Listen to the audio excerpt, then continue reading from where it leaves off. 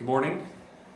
My name is Jeffrey Locke, and our event today, entitled Innovation, Catch-Up, and Leapfrogging, Policy Implications for Emerging Economies, serves as the perfect backdrop for the last class of Professor Calestous Juma's course on innovation for global development. This course has focused on the phenomena of technological catch-up and leapfrogging, and we're fortunate to have our concluding class today serve to launch a new book on the same subject area by Professor Keun Lee. We are excited to be joined this morning not only by Professor Lee, but by Professor F.M. Scherer. Dr. Lee is Professor of Economics at Seoul National University and is Director at the Center for Economic Catch-Up. He received his PhD in Economics from the University of California, Berkeley, and serves as the editor of the Research Policy Journal of Economics. He also serves on the Committee for Development Policy at the UN. We're also joined by Dr. F.M. Scherer, who is the Aetna Professor Emeritus here at the Kennedy School. He received his MBA from Harvard's Business School and his PhD in Business Economics from Harvard as well. He was the second president of the International Schumpeter Society, and his research specialties in industrial economics and technological change have spurred numerous publications with book titles that include Industrial Market Structure and Economic Performance, International High Technology Competition, and Innovation and Growth, Schumpeterian Perspectives. To lead the discussion, I'd like to now welcome the Kennedy School's Professor of the Practice of International Development, Calestous Juma. Thank you. Let us first of all give Jeff a big hand for being really an excellent course assistant, and also I would like to thank you all for a wonderful 3 months. We've spent a really good and productive time together, so I want to thank you all for just being so dynamic and active and committing yourselves to this topic for a good 3 months. So please.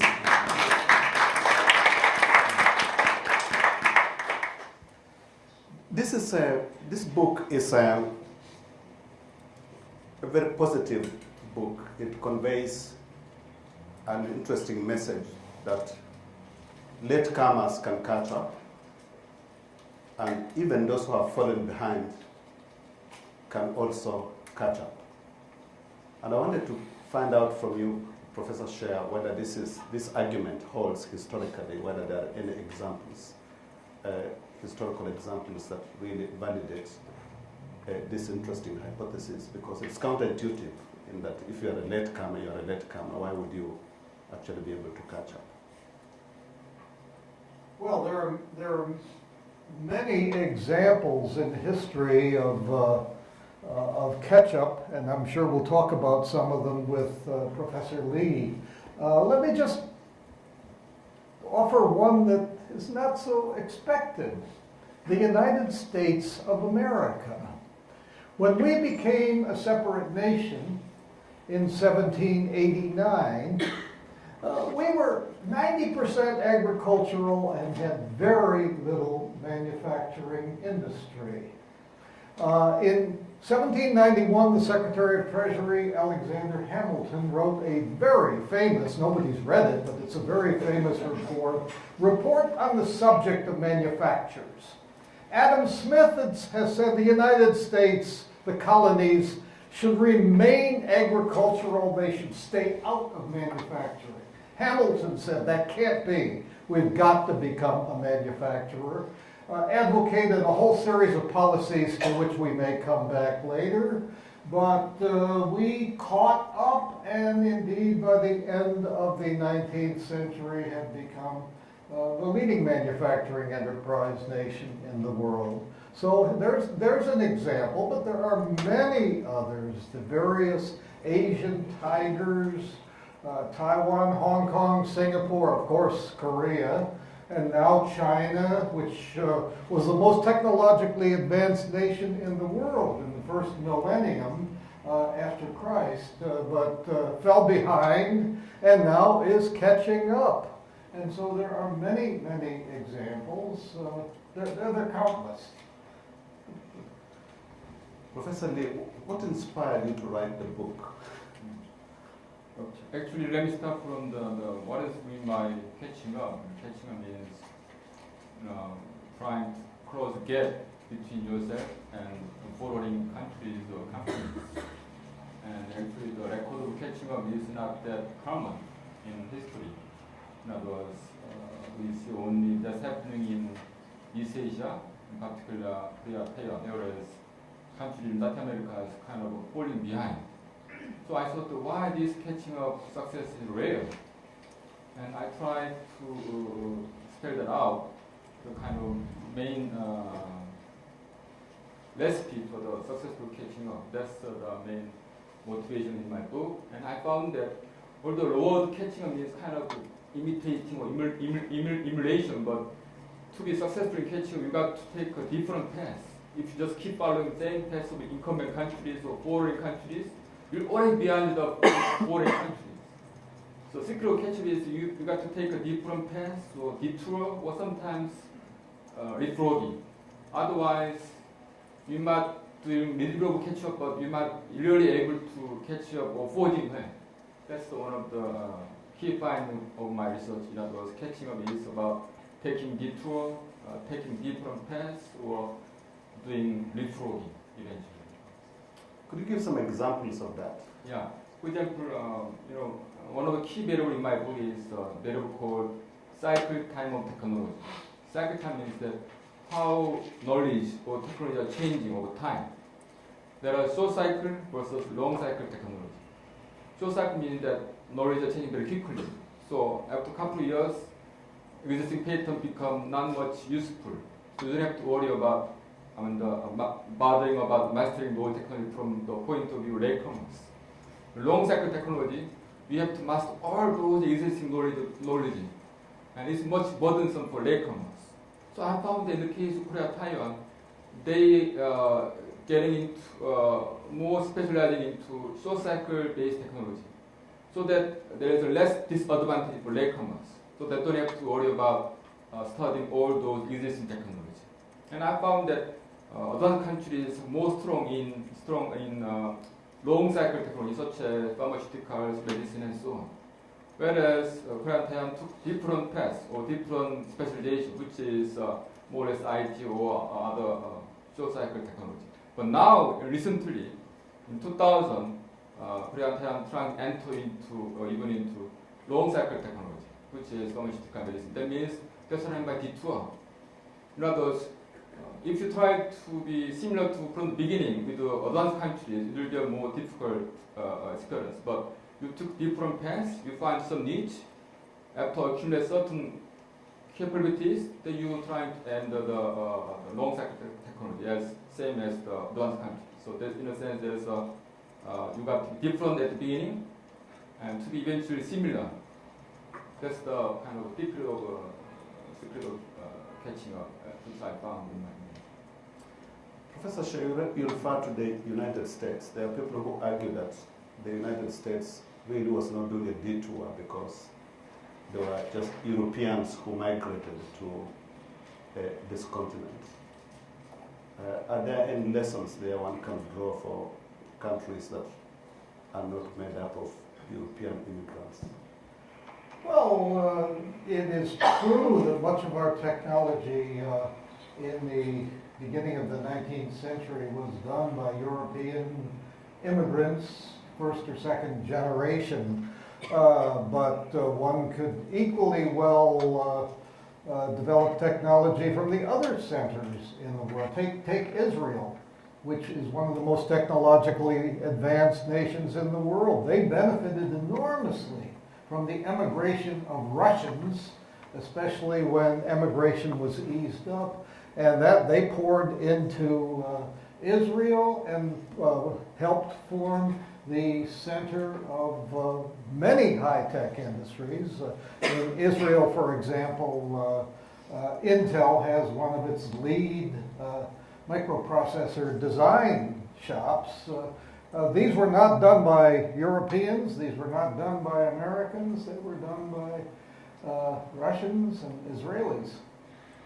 There's one example. I think many can be found. And there are so many places in Asia now that can spread their technology across other nations of Asia and Africa. China is beginning to transplant technology into various nations in Africa. Professor Lee, are there any kind of key lessons arising from your book that really differentiate those who have been able to catch up and those who have tried and didn't? Actually, although we emphasize detour or leapfrogging, at the beginning we start from more traditional learning. In other words, you learn from doing the OEM, the assembly arrangement with foreign companies, or you're learning by working in foreign direct investment companies, or you're learning doing kind of export-oriented but low-wage based manufacturing. But that's the beginning. But many countries fall into something called middle-income trap. If you just keep doing that, at some point you got to move beyond that, and that part is not easy, and that differentiates more successful and less successful latecomer countries. And then one of the reasons that you go to beyond the doing just low wage based manufacturing is that eventually your wage rate will increase along with your success. And some other countries offering low wage rate than yourself to attract foreign direct investment. That's something we call adding up trouble. In other words, many different countries trying to compete each other by offering low wage rate. So some guys should go beyond the stages, and that require innovation. Only with that you can go into higher end segment of industry, or you can go into upgrading. That happened in Korea late 1980s. Before that, Korea was same with other latecomer countries, just doing apparel and clothing and so on. But from mid 80s, we keep emphasizing innovation R&D, and we did a lot of public-private joint R&D to move, to break into high-end segment industry, also move into new industry. So I call it a double process. In other words, upgrading in the same industry from low-end to high-end, also keep moving into new emerging industries. So another way to say this is there is intra-sectoral diversification, upgrading, also intersectoral diversification and upgrading. And both should happen. And that happened in Korea, Taiwan, in some like Israel and others, but in other countries it didn't happen. So they are stay in something called middle-income trap. And this is very key issues from point of view World Bank, IMF. They found that why many countries are stuck in middle-income trap. Middle-income trap means that your per capita income compared to US level is around 20 to 30%. And there are many countries in the region. From a long-term historical comparison, World Bank found that although they keep growing, they're still under 30% level US, because US is keep growing too. So catching means chasing moving target.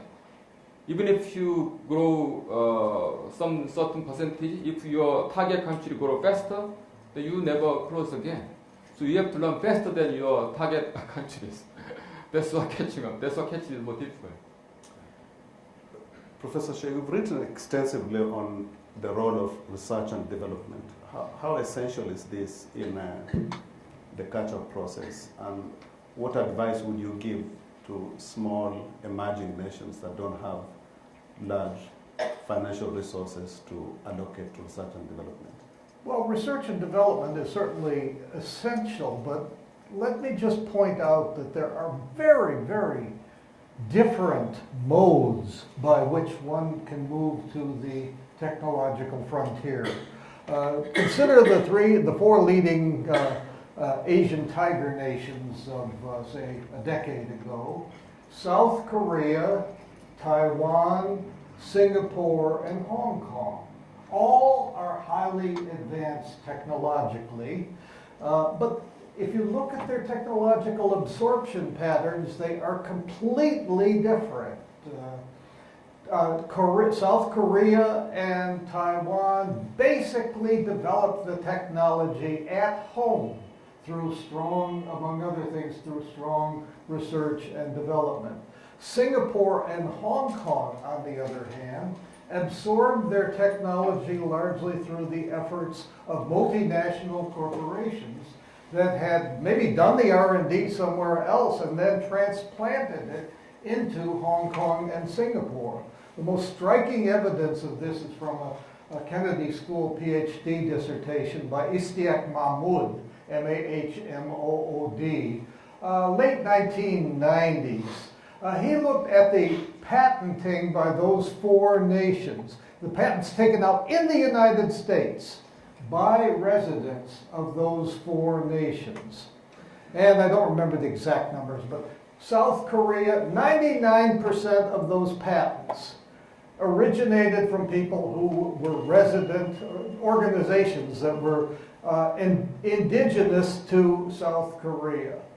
Similar number, 98% for Taiwan, but for Singapore and Hong Kong, only about 10% of the patents in the US were obtained by enterprises or organizations that were indigenous to those countries. Almost all the rest came from multinational corporations who had moved into very favorable environments and transplanted the technology from their home country into Singapore or Hong Kong.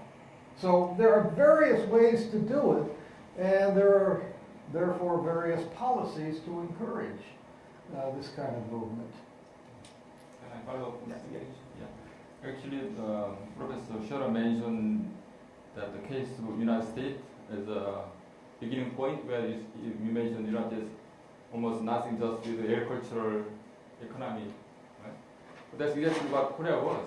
Korea in 1950, we are divided into South and North, but unfortunately, every natural resources in the North, all the minerals and so on. In the South, nothing, just with the agriculture and surplus population. So we are asking what we can export at the beginning.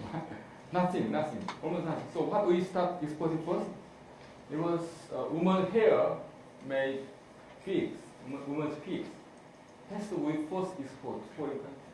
We have nothing to earn dollars. We need dollar to pay for importing the capital goods, machineries. We need to earn dollars by exporting women hair-based women's figs. Then we move into clothing, apparel, and so on. So some countries in Africa, if you don't have any resources, many countries in Africa doing exporting of flowers. You could have flowers and cotton, so that's the beginning. But point is, you got to move into higher end, or the same, in other words, you can make flower more lasting longer without insects or remain fresh. That requires innovation and some knowledge. And also coffee. You cannot just exporting coffee in crude state. You can make it process in your own country. You can move into marketing chain of coffee business and so on. So that's what I mean by keep moving into more value chain, higher value chain. That makes you catching up in long term. Otherwise, you might catch up for a while, then you might slow down. That's quite typical in many later countries. To make it sustain, you got to innovation into knowledge inside. So you're suggesting that you add value to different products, not necessarily the ones like Korea didn't become an exporter by adding value to hair.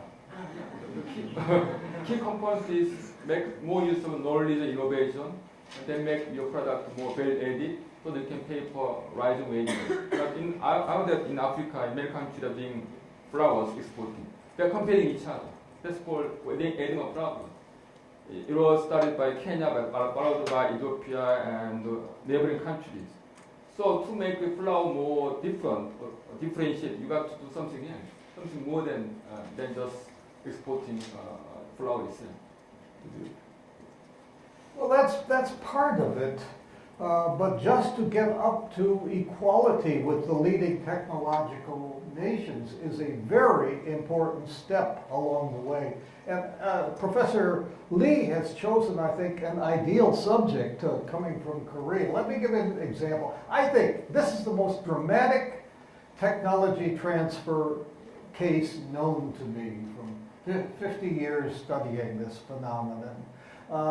The development of a steel industry in Korea, which occurred under the first President Park, General Park, the Pohang Steelworks.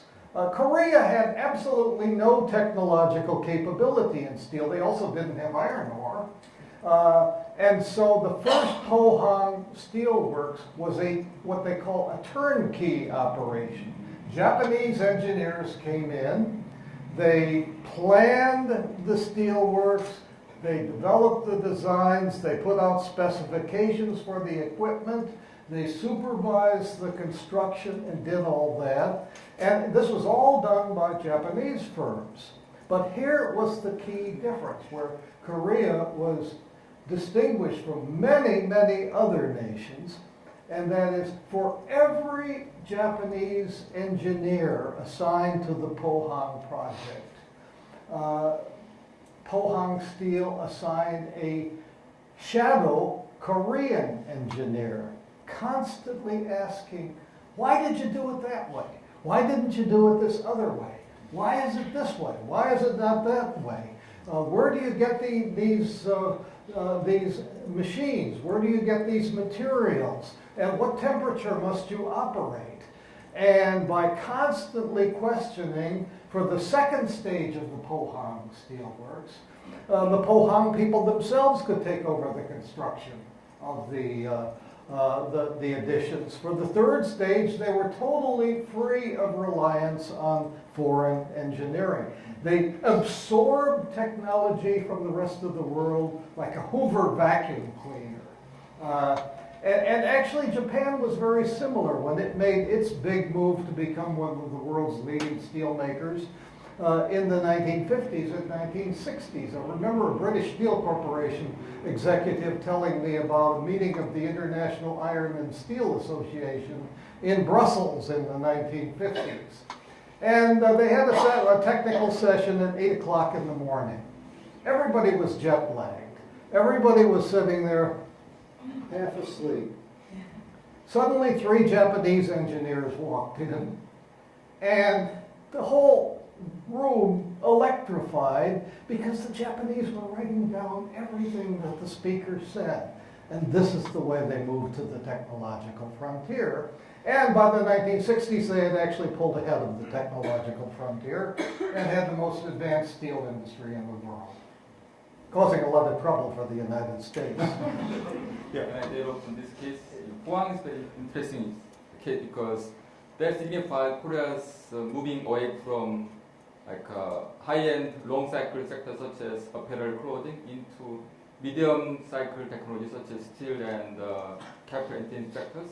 Then later moving into shorter cycle, which is IT.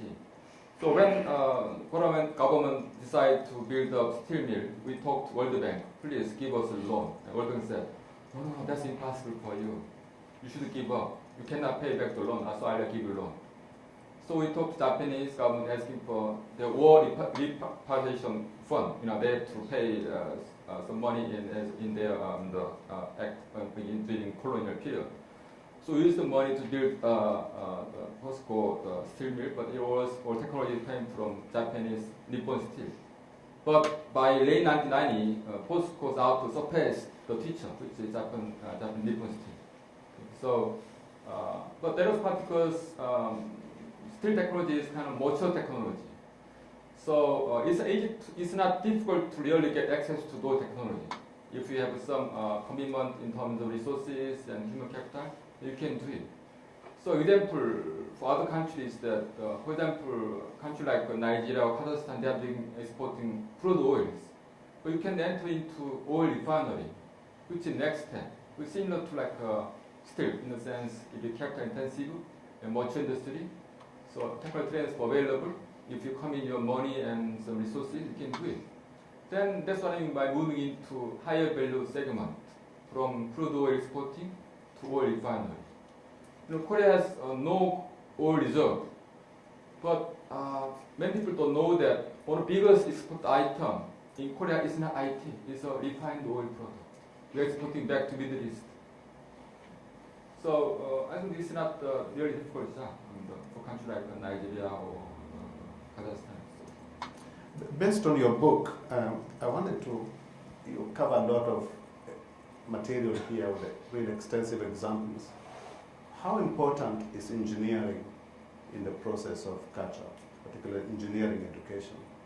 Yeah, it's very important. In other words, as mentioned by the Scherer about possible cases, we had no knowledge of steel at all at the time.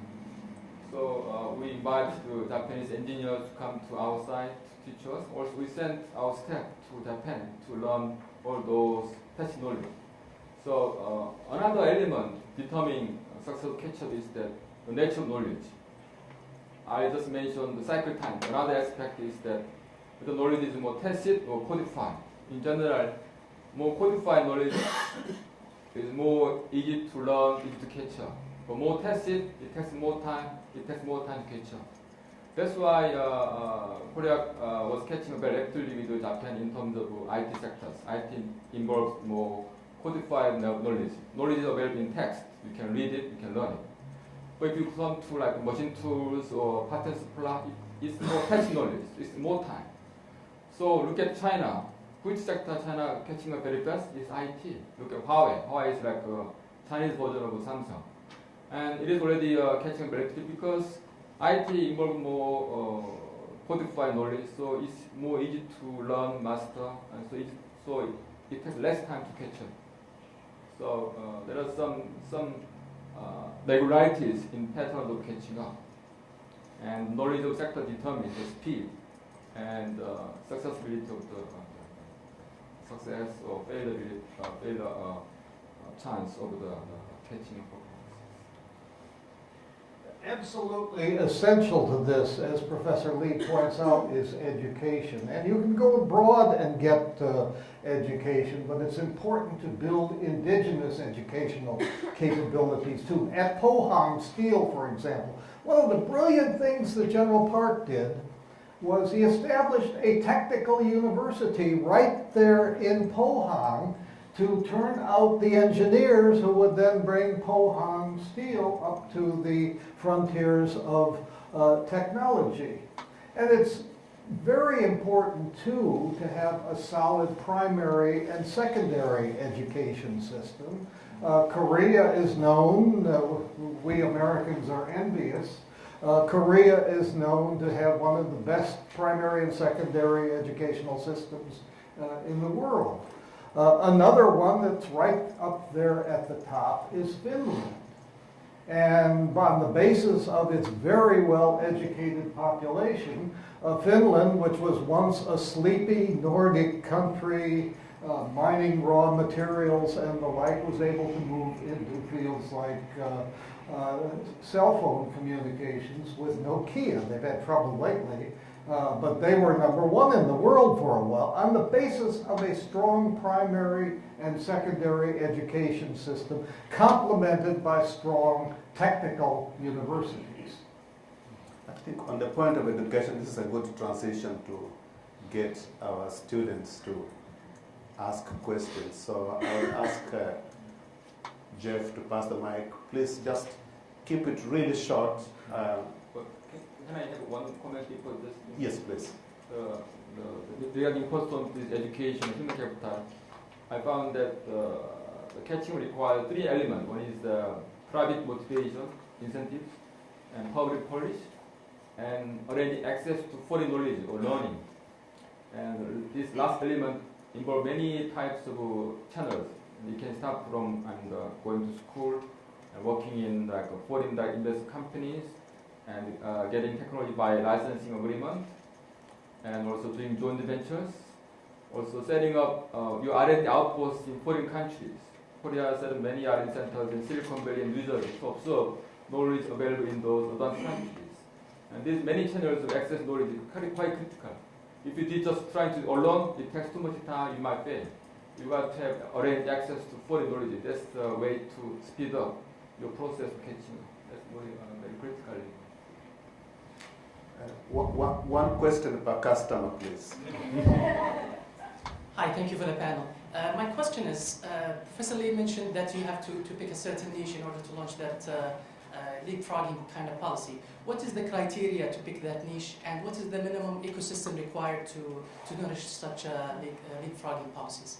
Thank you. So, so leapfrogging sounds like fine, but it is very risky business because you jump with emerging technology, which is new to everybody. So arranging access to knowledge is it's not easy. So leapfrogging, first of all, is you cannot do it every time. In other words, best time to try leapfrogging is when there is a change in paradigm or change in technology, or when there is a radical innovation happens. That's when we call it time for windows opportunity opening. I mean, new windows opening. In the sense that when there is a new paradigm emerges, everybody is starting in the same start line.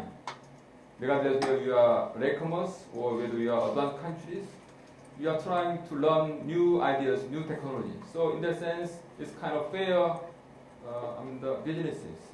So that's the one condition for try leapfrogging strategy. In other words, time for shift of knowledge or paradigm. Then another thing is that you got to arrange public-private joint consortium collaboration.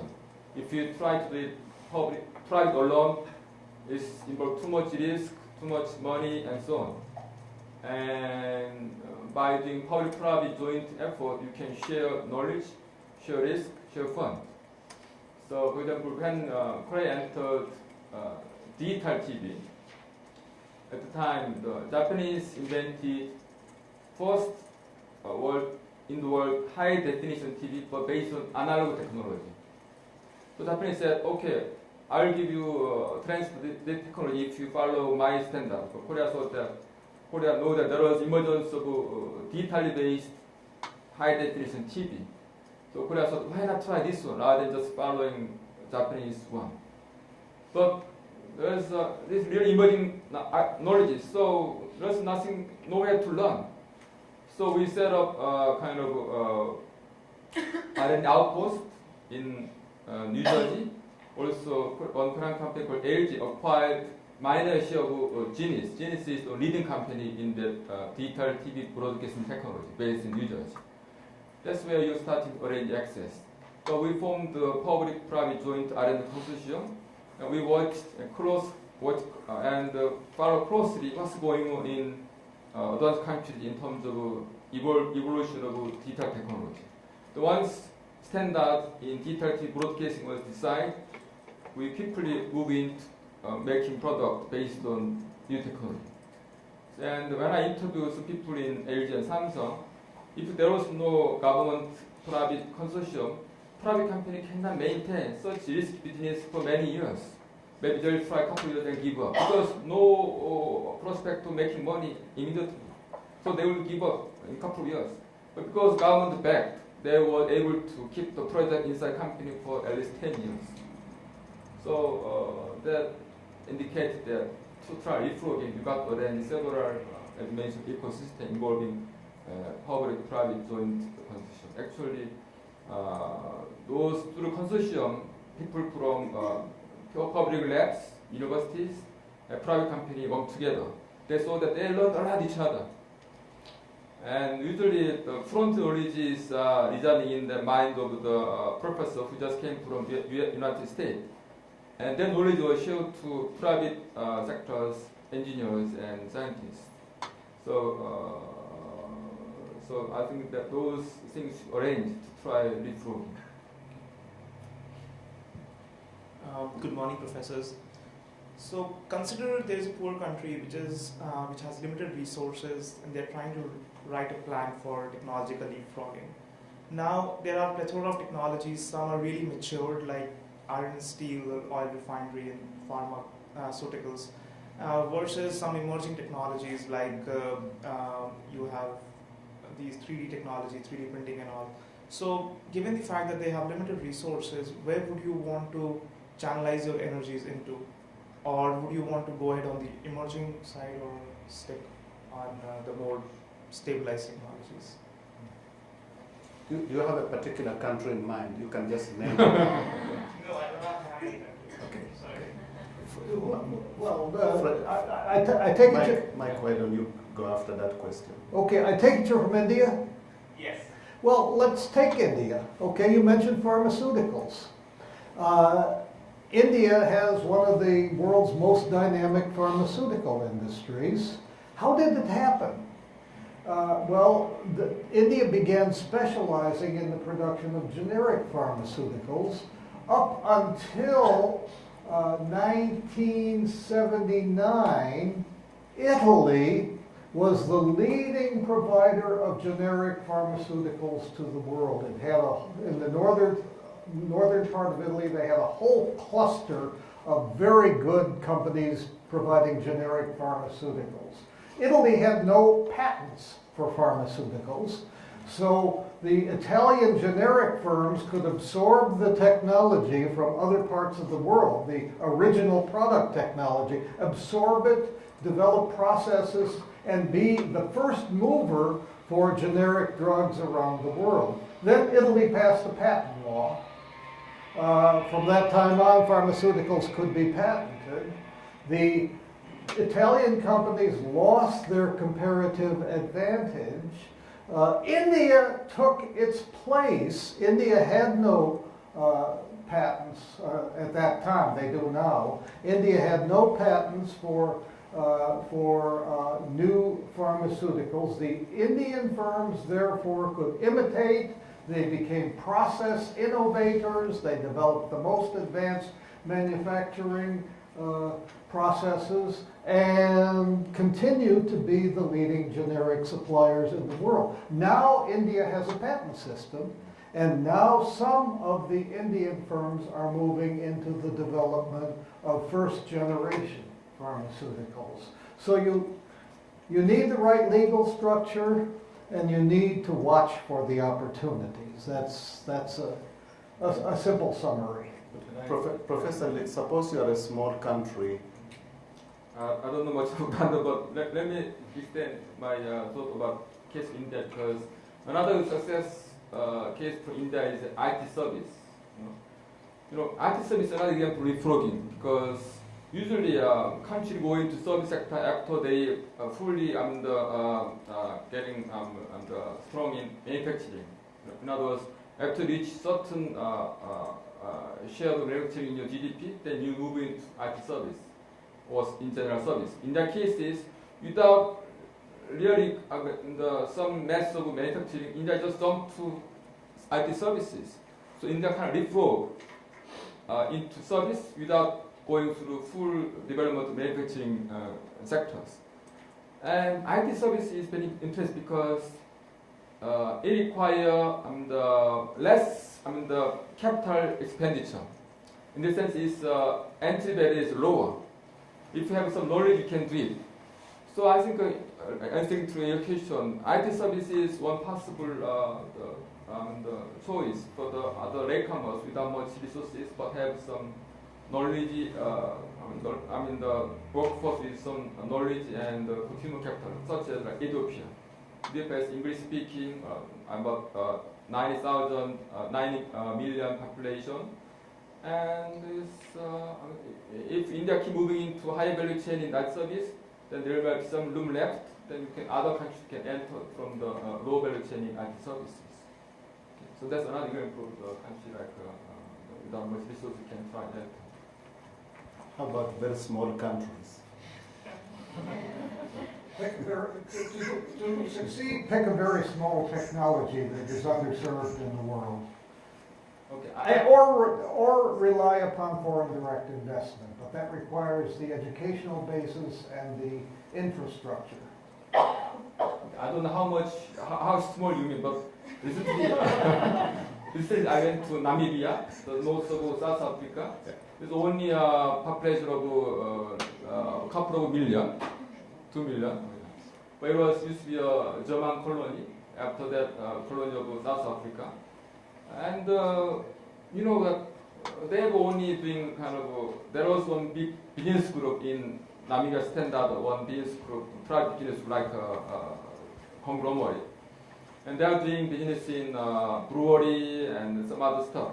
But now this company is trying to enter solar panel or solar power industry because in Namibia, out of 365 days per year, they have more than 300 days sunshine.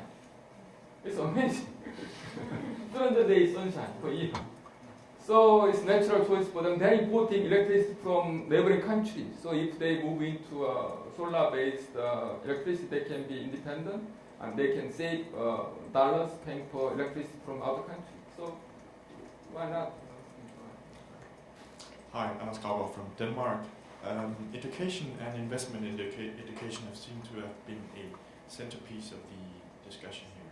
We've seen a lot of Eastern countries investing in exactly education, but we can see also that some it works for, some it creates growth, and some it doesn't. Malaysia, for instance, is an example of a country that has invested highly in education, but it doesn't seem to have gotten them out of the middle income trap. Why is that? Why does some work and why does some investments in education not work? Is it because of the type of the education itself? Is it because it's still regulated very much by the state? Or can you elaborate a bit more on why does some fail and why does some work? Like, do you want to go? Well, education is vital, but it's not enough. You need an active policy of technology absorption. You need a strategy for building sufficient demand that will make the enterprise pay. That can be by linking up with a multinational firm, that's one possibility, or this is against Calestous' question, but in a smaller nation, you can't do that. But in a big nation, you can do what the Japanese did, what the United States did in its formative years. You can erect protective barriers, both to trade and intellectual property. Harder to do that these days with the World Trade Organization, but this is a strategy that needs to be considered. And you need finance. We haven't talked much about finance. There are many ways of getting at the finance aspect. We in the U.S. are known for our venture capital. Israel may be even better there. But the main bank system upon which Japan relied was very effective. Korea has very powerful banks too. Germany is very interesting because it has very powerful banks, but they've not been good at backing small startup enterprises. And Germany has not developed an effective venture capital system. But filling the gap, Germany's economic strength these days is from its so-called Mittelstand. Who finances them? The local Sparkassen, that is the savings and loan associations. There are many ways to do it, but you've got to put all these things together. Yeah, I agree with Scherer's view about education is important, but it's only necessary condition, but not sufficient condition for triggering economic growth. And let me try to make comparison of Malaysia and Taiwan. They both relied on foreign investment in initiating those semiconductor businesses. But Malaysia just keep doing this low-end segment, which is testing and packaging and fabrication.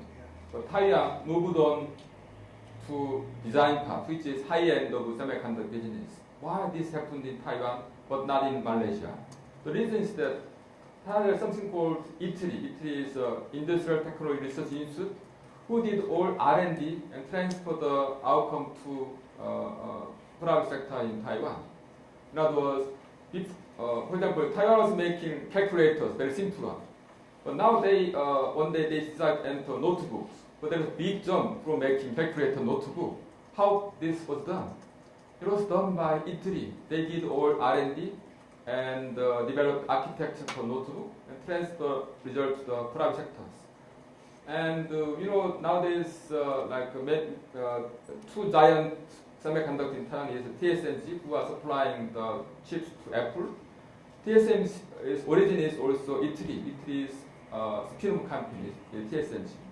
So that indicates role of public research lab. In other words, we often use Taiwan is more or less private sector SME-based economy compared to Korea, but it's not exact sorry, because Taiwan has much bigger role by public sector research lab than to Korean case, because they are small company that require bigger help from public research labs. Otherwise, Taiwan will keep doing just low-end segment of the semiconductors. Thank you. So, Moses, this is the last question from a gentleman. Understood that. Next is ladies, because I don't want to create the impression that this class is all gentlemen. So thank you. So I did have one question from an earlier statement that was made that I'm wondering if it could be conflicting. Hope we can reconcile this. You mentioned earlier that for countries that are natural resource dependent, for example Nigeria, that one path towards catch-up should be moving up the value chain of that natural resource, like into a refinery for oil. But that same effort, and they said that the value there would be building technical capacity for refineries. But that same effort could then lead to increased dependency on that same resource, which then have caused Dutch disease, one of the symptoms being diverting of resources from other industries besides that are non-oil based. And I'm curious, and how do those two ideas reconcile?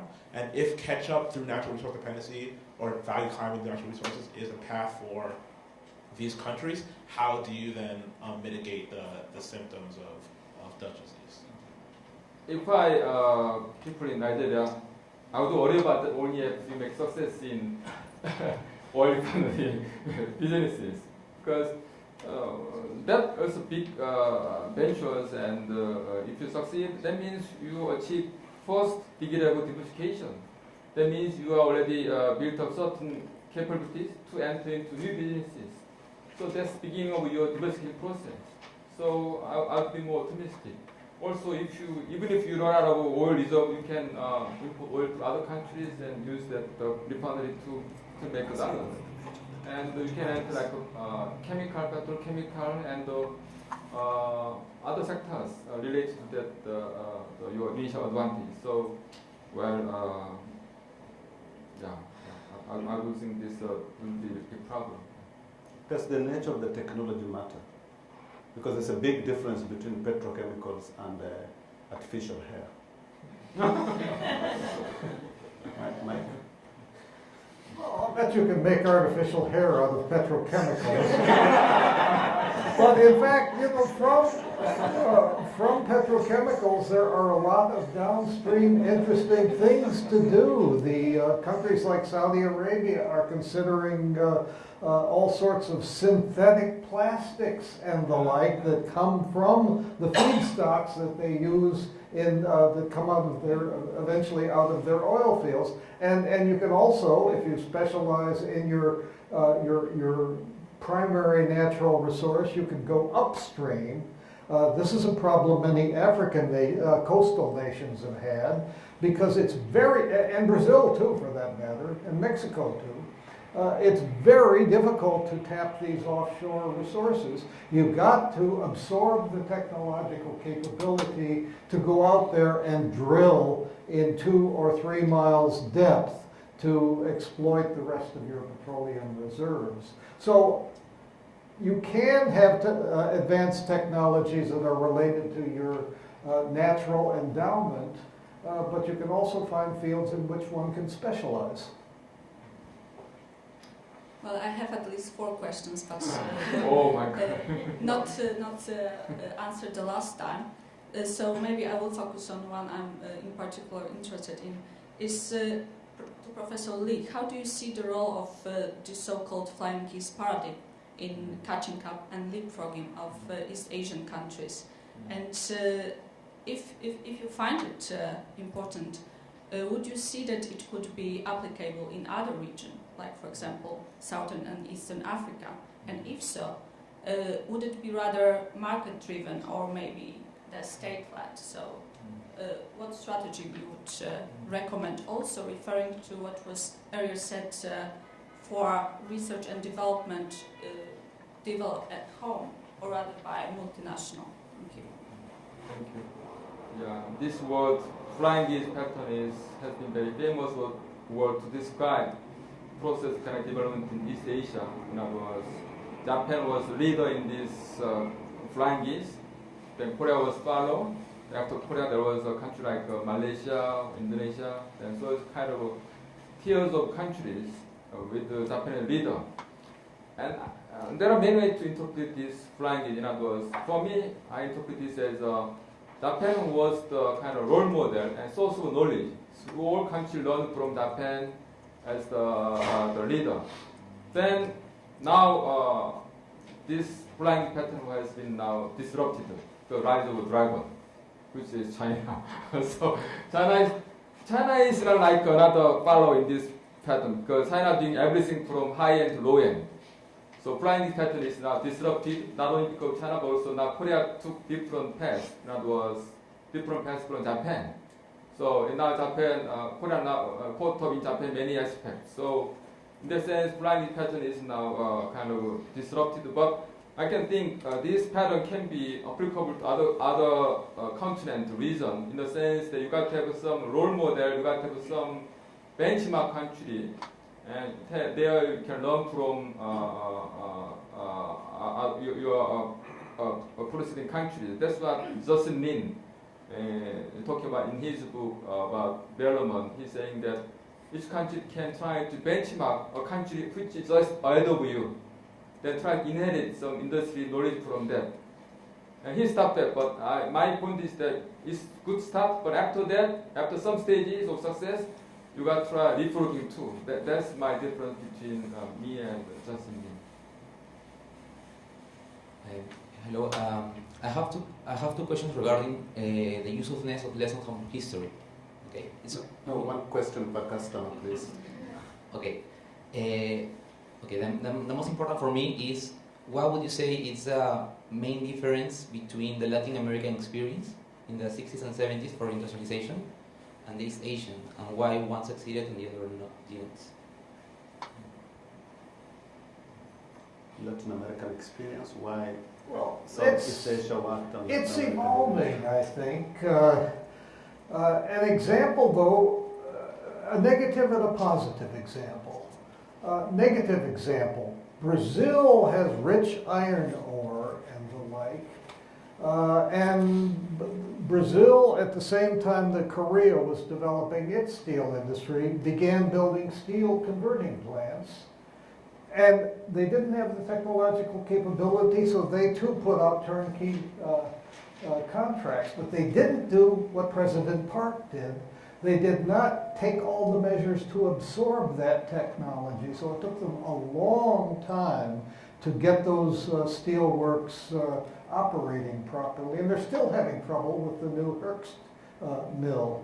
But there was an article, I believe it was in The Economist, it might have been Business Week this last week, about Mexico. Mexico has a large cadre of well-trained engineers and is beginning to become a design and engineering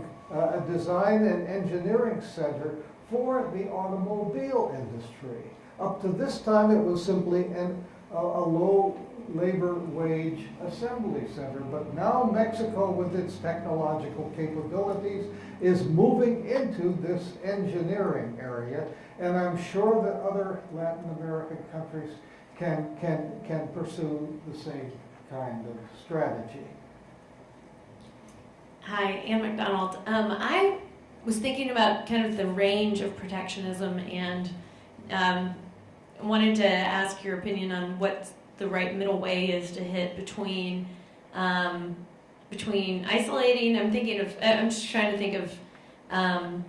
You mentioned the South Korean example where there's very straight technological transfer from the Japanese to South Korea. I'm not really sure why. What incentive besides the payment to a few consultants from Japan would have in lending that much knowledge of their technology. And then kind of looking at the opposite, kind of a converse example in Mexico's maquiladoras in the late 90s that had so much piracy from China and then lost a great deal of competitiveness. How do you kind of balance knowledge sharing and wanting to help nascent countries that possibly don't have any developed enough legal framework yet to have protectionist policies for their nascent emerging technologies versus I'm just trying to think what the middle ground is there. Who's the nominee on this one? I think you worked a lot on intellectual property rights. Why don't you? Yeah, this is answer a really tough question. If you're a big country with big demand, you can protect yourself and cater to your internal market, absorb the technology, and then exploit it first internally. When you've reached the state of the art, then you export. If you're a small country, you do not have that luxury, and therefore you, I think, got to do either of two things. You've got to pick a niche where you can be very good and develop that niche. It won't help to protect much, because if your market is really small, you've got to export. So you can do that, or you can rely on a multinational. Now, intellectual property strategies do make a good deal of difference here. Take Japan, for example, in its early post-World War II development period. One of the policies, two policies it stringently enforced. Number one, it encouraged Japanese enterprises very extensively to license the technology, the best technologies around the rest of the world. Actually, there were three policies. The second ones, they were very limited on foreign exchange. So Texas Instruments would say, okay, you can license this technology, and we're going to charge you $100 million. And they'd go to the finance ministry and say, we need $100 million. We don't have $100 million. Offer them $25 million, that we can do. So they go back and say, we can't get the money. We'll offer you $25 for this technology. Texas Instruments would say yes. Lenin got it right. The capitalists will supply the rope with which they are hanged.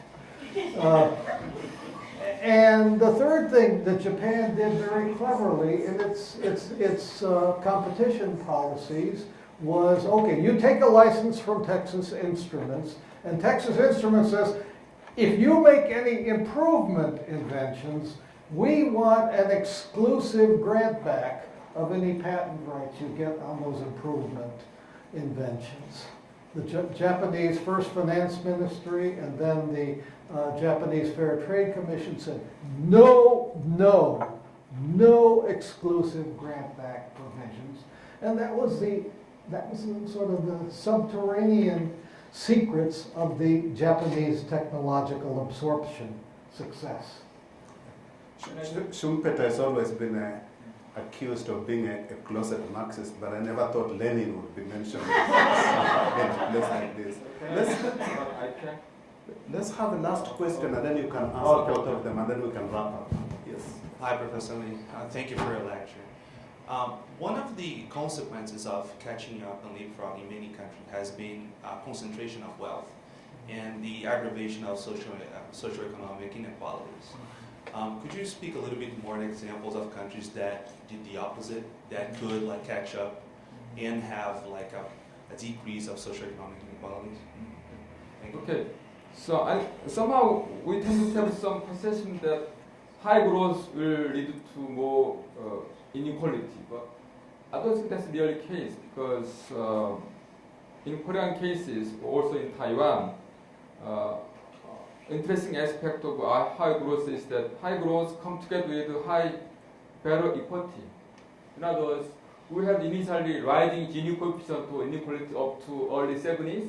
But after that, left growth pushed wage rate grow further. So wage rate tended to grow and grow. And overall, from early 70s to late 1990s, with more or less decreasing Gini coefficient. So we have a equalizing growth. And so my point is that if growth really sustained for several decades, it will push the wage rate and it will help equity. In many countries in Africa, growth never happened for many decades. So they often see that growth will bring in inequality. But I don't think that's not the early cases. If growth stops, most hurted people will be those marginal classes will hurt first. So in Korea, Gini coefficient went up. When we have a crisis, 1997 Asian crisis, growth slowed down and minus, then inequality increased. So growth is basic necessary condition for having generate resources for distribution of wealth. On that note, I think I would like just to invite you all to do two things. One is I've never seen a good thing I never promoted, so please do go buy this book. And secondly, please join me in thanking our